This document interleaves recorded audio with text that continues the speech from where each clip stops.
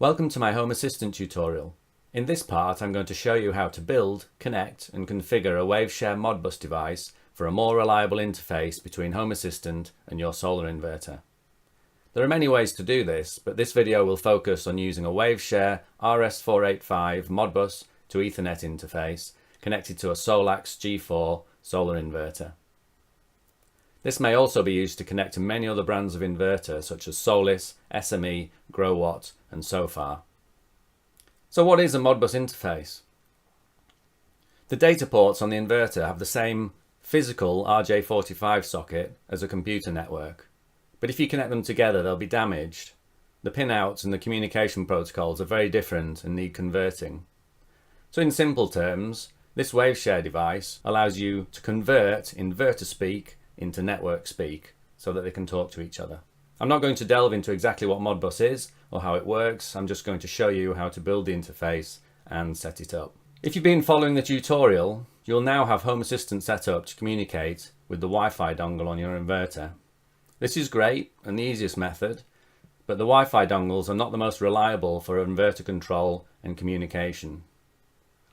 The Waveshare offers an alternative, much more robust connection which will not fail when the Wi-Fi dongle goes down or the Wi-Fi network goes down, which in some cases is quite a regular occurrence. You can keep the Wi-Fi dongle working so that Solax can update the inverter firmware and it keeps updating the Solax app in case you need to use it. Firstly, I'm going to look into what components you need to build the Waveshare interface and also what tools are needed to build it, and finally how much it costs, and then we'll go through the configuration of it. So what are you going to need? Firstly, you need the Waveshare interface. Waveshare make many interfaces, so make sure you choose the right one. You need the RS485 Modbus to Ethernet version. They also make a power over Ethernet variant of the same interface, but that's not required as the Waveshare will be powered from the inverter. You'll also need to put the Waveshare in a suitable enclosure to mount near your inverter. I'm also going to be using two RJ45 panel mount sockets to mount on each end of the enclosure so that it can be plugged in and unplugged at any time using a couple of patch cables. You'll then need two very short Cat5e patch leads, or you need to be competent at crimping your own RJ45 connectors onto Cat5e cable to make short leads. I'll go through doing both of these options. After you've finished the wiring, you'll need to connect the Waveshare to the inverter and to your network, so we'll need two suitable length Cat5e patch cables for doing this. The total component cost is about £60 for this project as I'm making it, and it should take about 30 minutes to build. Of course you can omit the enclosure and RJ45 sockets to make it cheaper. However, this one is being made for somebody else, so I wanted it to be robust rather than just dangling on the end of some tiny wires. You're going to need some basic tools to follow the tutorial. Firstly, a drill with a 25mm drill bit or hole saw, RJ45 crimper and stripper if you want to make your own Cat5e cables and do the terminations. You'll need a file for deburring some of the plastic housing, a small electrical screwdriver for the terminals, and some pliers to cut wires, and maybe a knife, a ruler and a pen. So really just basic everyday stuff. Once you've got everything prepared, let's get started building the device. What I'm going to do is take the Wilex box and the Waveshare. I'm going to mount the Waveshare in the box like this, as it's a DIN rail mount, and I'm going to take both of the RJ45 connectors, one to go to the inverter on one end and one to go to the router on the other end. Actually, I haven't decided which end yet, and hopefully all that fits in there. Now what is important is that I just get these in the right place on the end here, so I'm going to mark a centre for the hole and drill that 25mm big.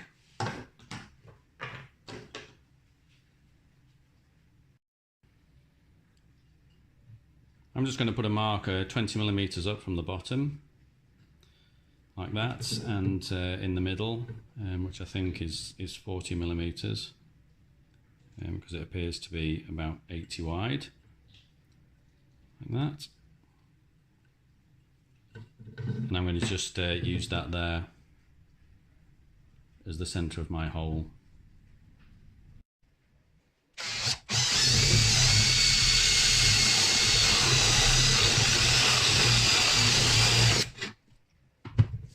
Nice and crude, look at that. You can see these holes are pretty rough. I could probably have done with a hole cutter rather than the spade bit, but it's just really the nature of this type of plastic. I'm just going to use a file now to just to take all the burring off the edges. The other end.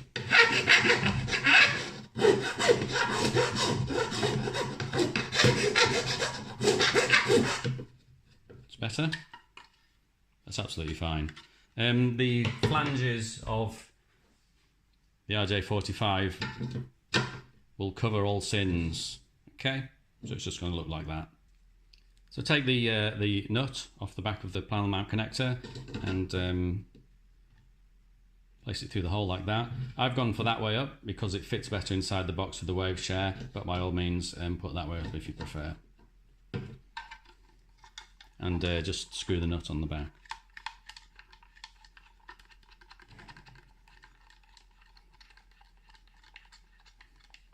And the one on the other end.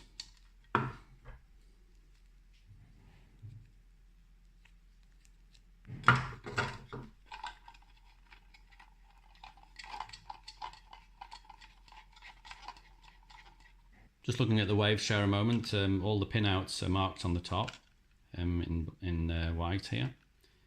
So starting from this end, the first screw terminal is the ground, then we have the 485B, 485A, and the NC and NC are not connected on this version.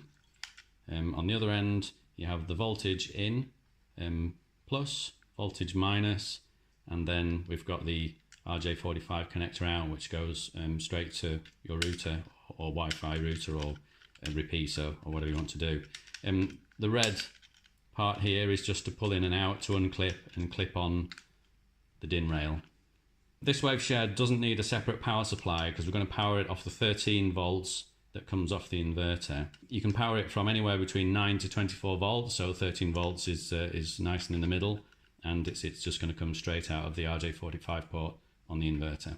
For ease of explanation, I've decided that this red patch cable is going to be to the inverter and the green patch cable is going to be to the router. Okay, so that's to your network.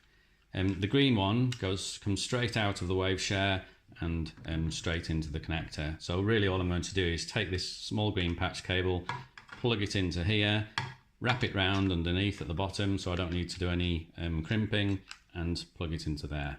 And that's all that has to happen to the green one.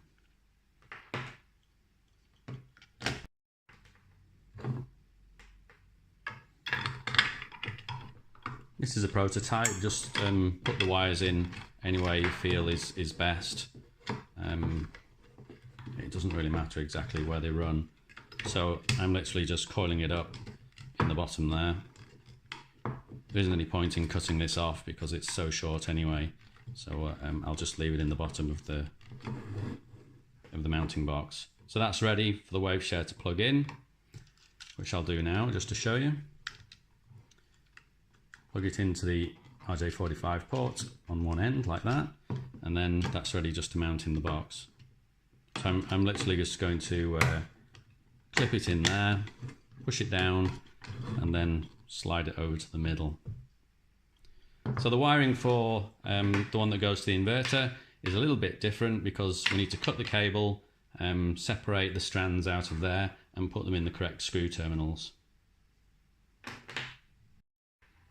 I need to measure how much wire I need to strip off the red cable, so I'm just going to put it into place. Firstly underneath, and fix it into its socket there, and then I can just loosely put the Waveshare in place, and I can see some of the terminals I'm going to have to fix at this end, and some of the terminals I'm going to have to fix at this end. So the wire has to be at least to here, and then I'll be able to strip it off, take the outer insulation off back to about this point, and I'll be able to secure them all. I'm now just going to strip the red cable off where I marked it, so just take it round there like that, and then I should be able to just pull the outer sheath off.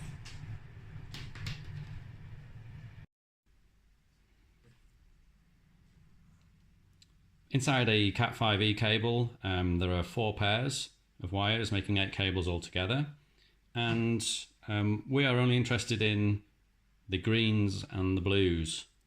The oranges and the browns are for something else, and that's not what we're doing today. Now this Cat5 cable and the RJ45 on the end is wired to the standard of T568B. You can see in there orange stripe orange, green stripe blue, blue stripe green, brown stripe and brown in order of pins 1 to pin 8. So we're only dealing with pins 3 to 6. That's the green stripe blue, blue stripe green. So moving on to the Waveshare, we're looking at pins 3 to 6, and this is the diagram out of the Solax user manual.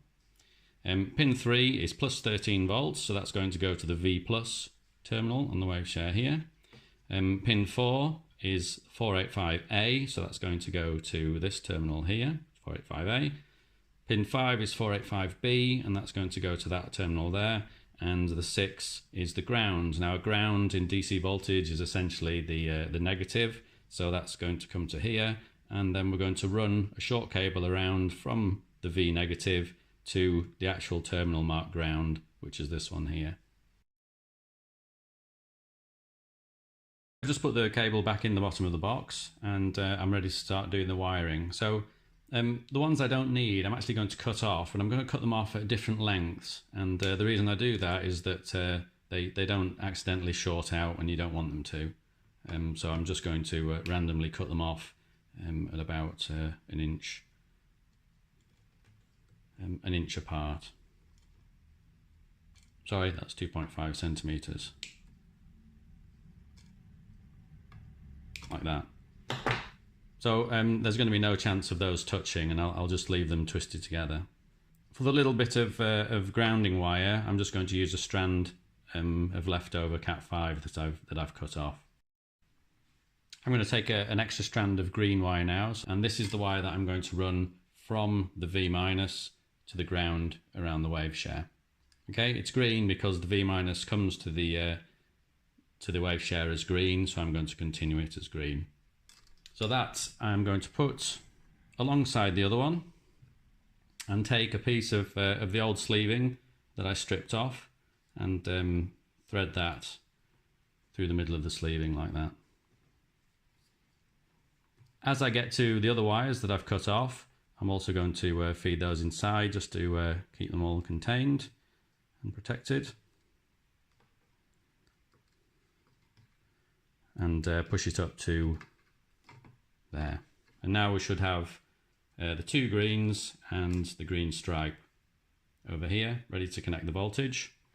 And we've got a green and the blue stripe and the blue over here.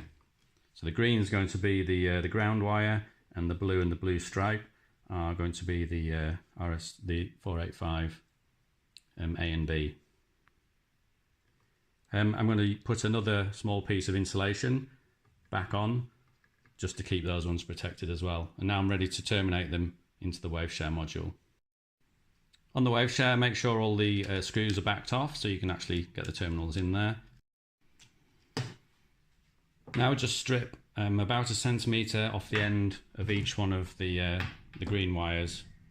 You can use a pair of side cutters, you can use a Stanley knife, whichever works best. It is a bit of a delicate job, so just take care and just take a centimetre off like that for each of the 3 wires. Okay, these wires are very delicate, so I'm just doubling up on them. So fold them over, and we're just going to insert them into the screw terminals folded over because they're so small. Just to double up. Just double them over like that. So they're ready to put into the voltage terminals. On the other end, I'm going to do exactly the same. Cut the wires off, strip 1 centimetre off the end and double them over. So take it to about here, cut them off, and then strip 1 centimetre off. So I'll strip the 3 at this end. I'm just going to twist them together because these are patch cables as opposed to solid core, so they're flex and they're multi-core. So just to stop them fraying, and then I'll cut them off to about 1 centimetre, and then just fold them over as before.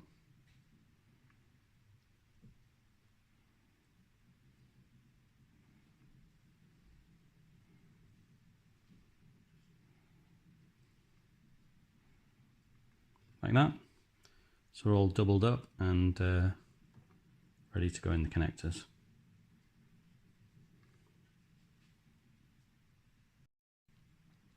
So I've put them in order: a green, which is the V negative, the blue stripe, which is the 485B, and the blue, which is the 485A, and I'm going to wire them into the terminals into the Waveshare like that. A little bit fiddly, just get used to it. Take your time, put the wires in the terminal, get your electrical screwdriver, and just tighten it up like that. The next one, blue stripe in, tighten the terminal, and the last one is the blue there, and tighten up. Okay, on the Waveshare on the other end, we've got a V plus on the left hand side, V minus on the right hand side. So the V minus is going to have the 2 solid green ones, the V plus is going to have the green and white striped.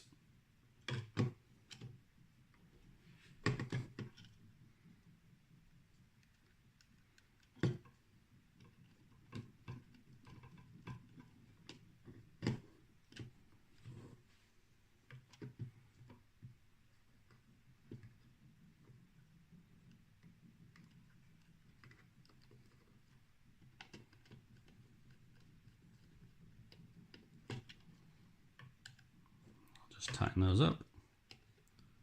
Not too much. It's all very small stuff. All I'm going to do now is plug in the router cable into the end like that, and then it's just a case of fiddling it carefully down into the box.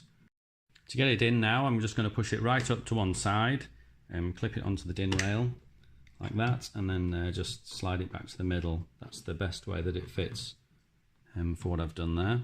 And then there's a little bit of a loop of extra wire. I could have made it shorter, but it really doesn't matter. Just put the wire down at the bottom in place, and it will be absolutely fine along with the rest of it. I've got the lid here to go on, and I've just tried to offer it up to the Waveshare, and it's just not quite big enough. I think Waveshare need telling about this, because I've seen that they don't quite fit in other DIN rail housings. So it would be nice that they just reduced it by a millimetre or 2 so that it fit in. I'm going to just file a little bit of the plastic off the top and the bottom of the box to make that fit.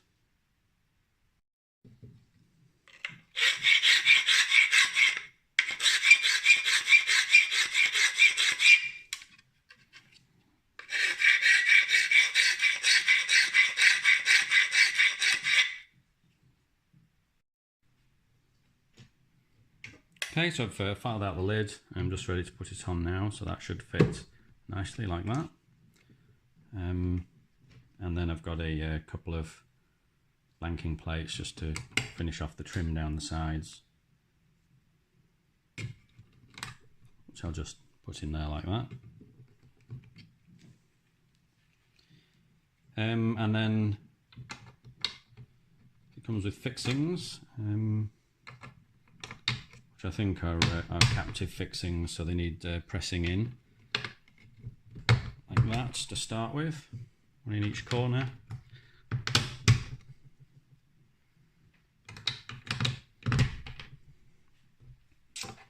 And then just use a screwdriver to tighten those up.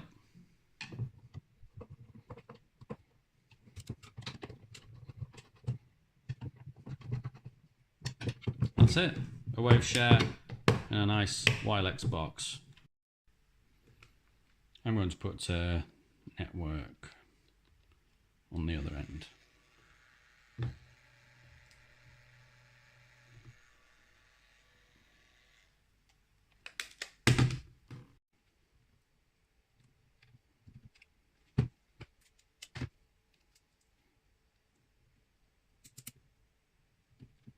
That's the Waveshare device finished. One Cat5 standard patch cable into the inverter end. That goes into the COM LCD port of the inverter, and the other one will go into a network switch, your Wi-Fi router, or a Wi-Fi repeater if you can't get a cable to the Waveshare. All the components for this, to build it, I'll leave in the description, or they'll be in the video somewhere, with the costs and where to get them. The whole thing costs approximately £65 as it is like this. That's the component cost. There's a little bit of software setup to do to get it to run with the inverter and to get it to run with HomeAssistant, and I'll show you that next.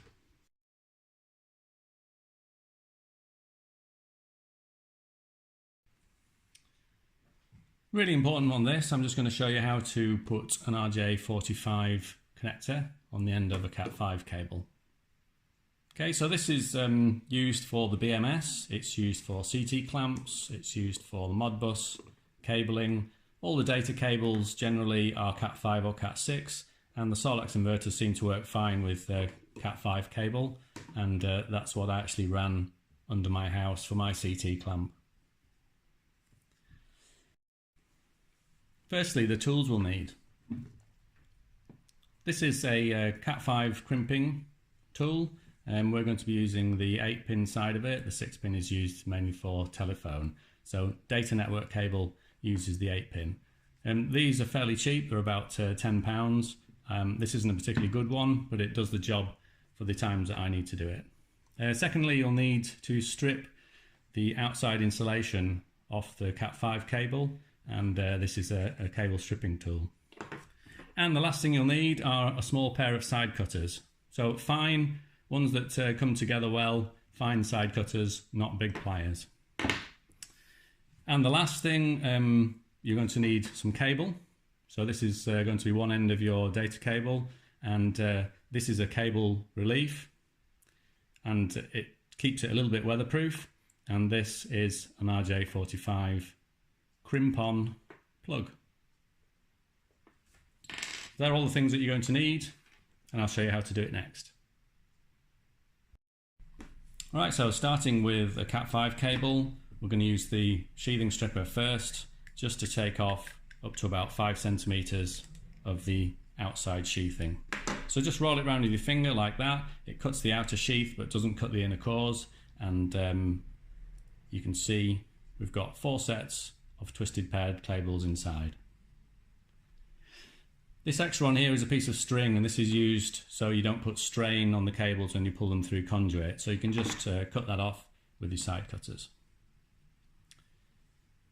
Now the first thing to do is not to forget putting on the strain relief, which I should have done already. Okay, so just put on the strain relief first onto the cable, and then just push that along out of the way until we put the connector on. So what is important is the order of the wires inside. We've got orange stripe orange, green stripe green, blue stripe blue, brown stripe brown. All right, and they're going to need to go in a certain order inside the connector. So what you need to do is just spend a couple of minutes preparing the cables, untwisting them, and making sure the order is correct. So I'm going to untwist the oranges, untwist them right back to the sheathing here, as far as you can. That's 1, 2. Untwist the greens. Untwist the blue. They're all twisted at different ratios. It's so that they cancel each other out, so there isn't noise in the signal. So some are twisted tighter than others. And the brown one. Untwisting them right back. So we'll start to assemble the correct order. So we need orange stripe first, and then orange, and then green stripe, and then blue. So the blue one's going to come in here. You're then going to need blue stripe, and then green, and brown stripe, and brown. And that is the order for a standard RJ45 connector. You can see that all the wires are very wiggly And wiggly wires are no good, they need to be straight. So just spend a minute straightening the wires and trying to bring them close together to look like a ribbon. Okay, so I'm just going to use my fingers here to straighten all the wiggles out of the wires.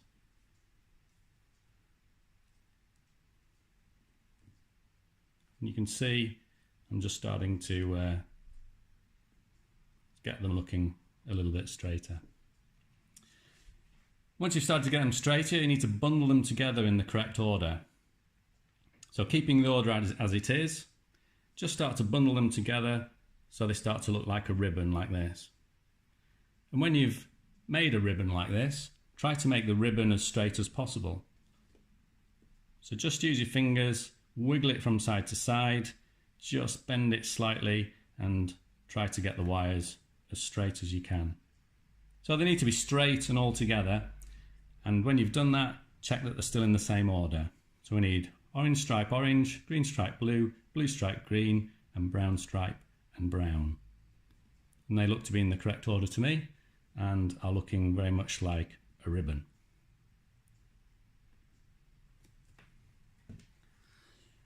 Next, take your connector, RJ45 connector. Now many people make a mistake here, they just push the wires in, leave it dangling out of the end, crimp it and hope for the best, and that's not how an RJ45 is supposed to be done. The outside sheathing here is supposed to be crimped inside the connector, and that forms part of the strain relief. So it's important that you measure exactly how long the wires are going to be inside the plug. So bring the sheathing up to here where this ridge is and measure with your fingernail how long the wires need to be at the end. Then if I just switch hands because I'm right-handed, take my side cutters and I'm going to cut them off straight across like that, and then hold them so they don't change position or get out of alignment. Now I'm going to offer them straight into the RJ45 connector without letting go, so they can't go anywhere. It's really awkward if they go anywhere. Now as you push them in, each one should find its own channel towards the end of the connector.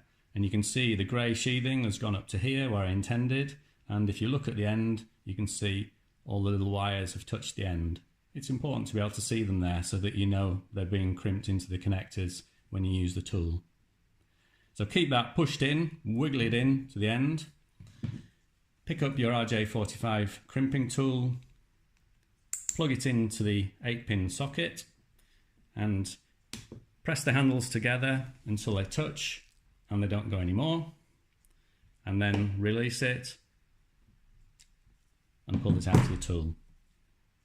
And that is one RJ45 connector crimped on.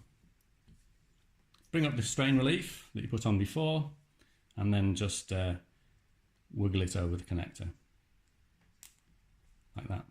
And that is now ready, and you can see all the colours in the right order touching the end, and it's crimped on well. So that's ready for your CT clamp or to go into the BMS port, RS485 or CT port of your inverter.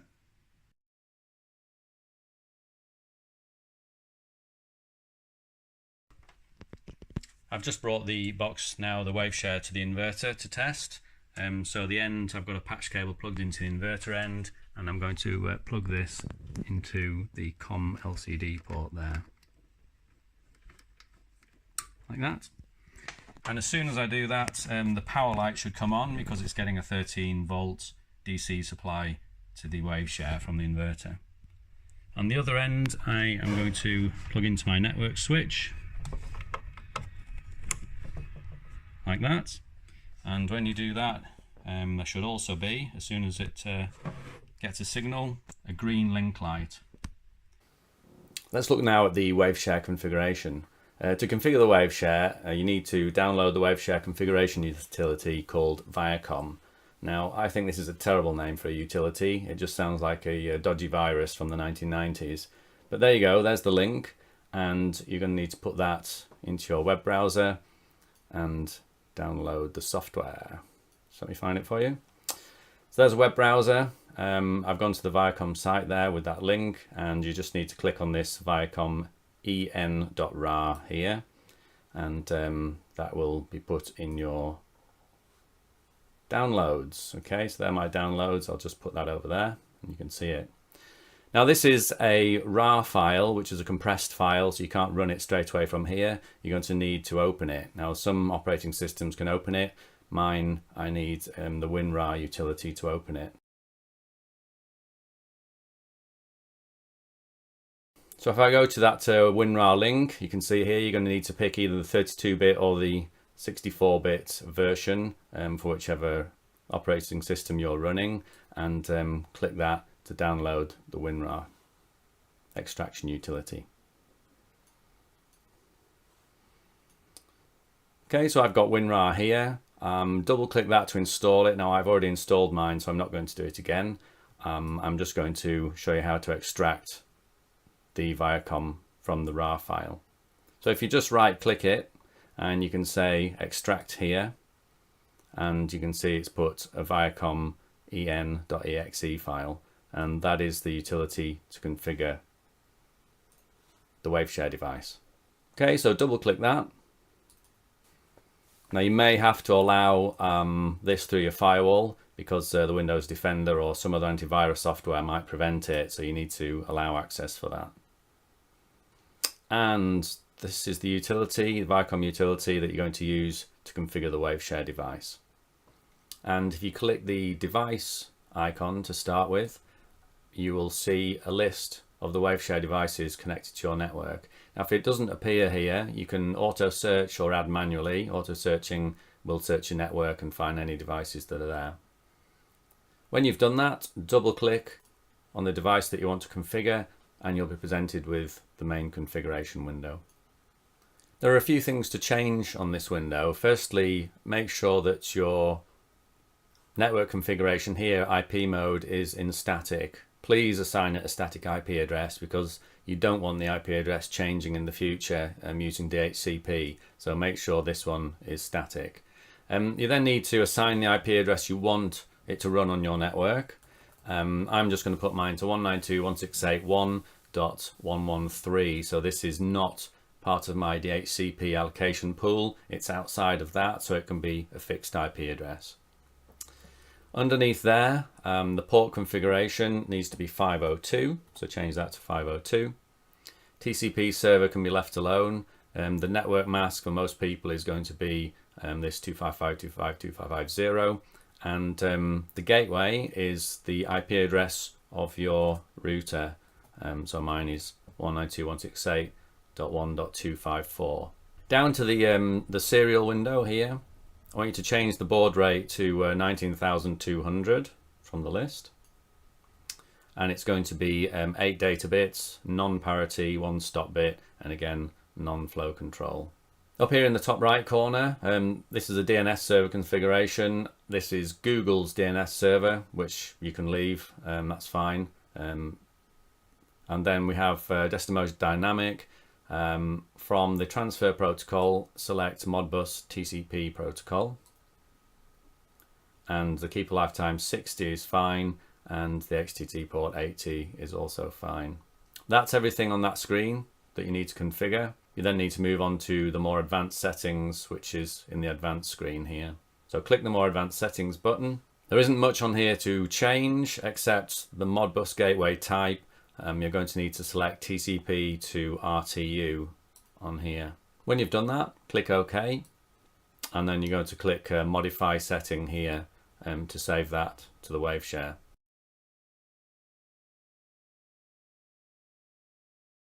To start off with, please log on to your HomeAssistant instance. So go and click on your HACS link there. In the integrations, we're then going to add an integration in the bottom right corner here to explore repositories, and you will type Solax into there. So you can see Solax Inverter Modbus is the only result. We're going to click on that one. So just in the bottom right corner here, click Download,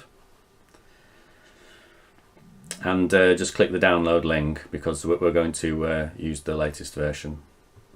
Configuration for this, we need to first go to the settings, and then we're going to the integrations tab.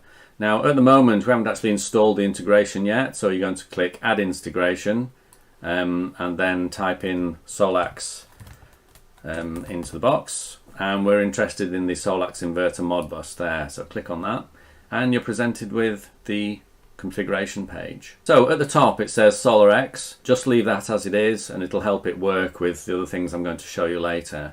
TCP Ethernet connection is correct. Alright, it's a Solax inverter, so I'm going to leave that, but it is compatible with others.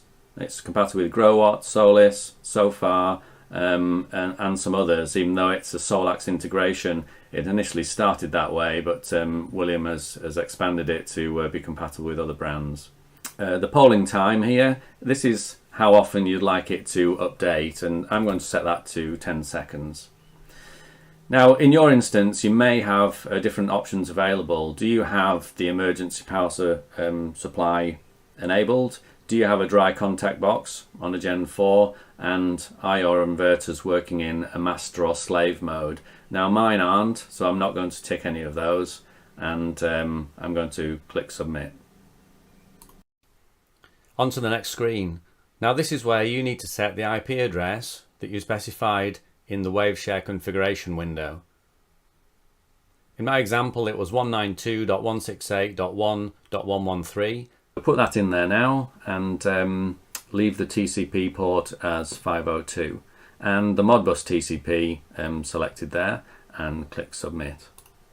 If your inverter's in the garage, you can click Add New Area like this and type garage, or yours may be in the loft and you can click Finish. It'll appear here in your settings integrations.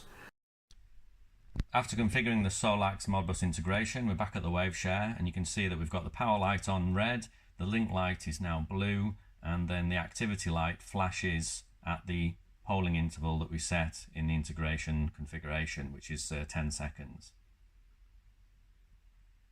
And that means that the Waveshare is up and running, communicating with HomeAssistant and with the inverter. Now this is live and polling your inverter every 10 seconds and updating all the sensors. Now the sensors are called entities in HomeAssistant and you can check to see how many they are and if they're working by just clicking on the integration.